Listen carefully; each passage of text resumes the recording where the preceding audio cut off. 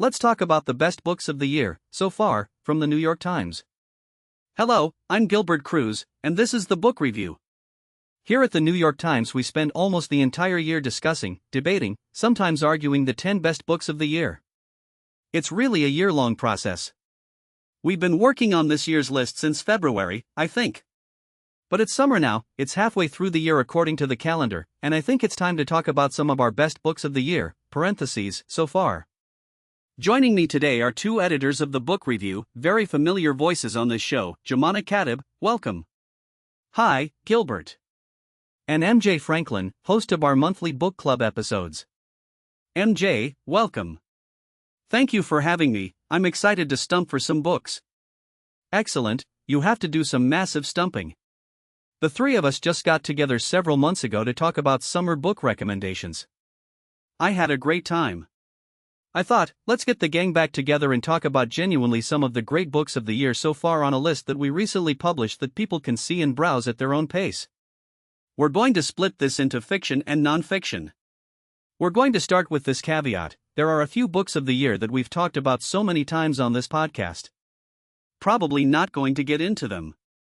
One of them is a title that MJ just hosted a book club episode about, that is Yesteryear by Carl Clare Burke. Go listen to that episode.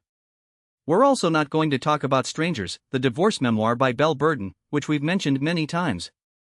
I'm going to start, however, with a book that we've only mentioned once or twice.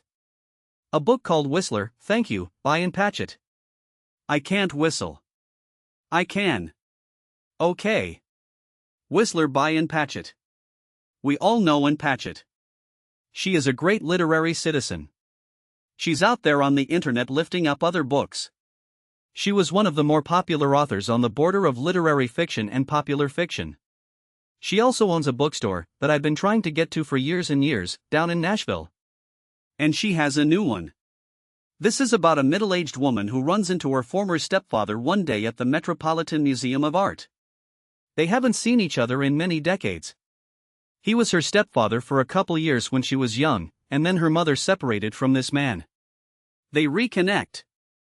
This encounter leads to them reflecting on an incident from their past that they shared, a very dramatic incident.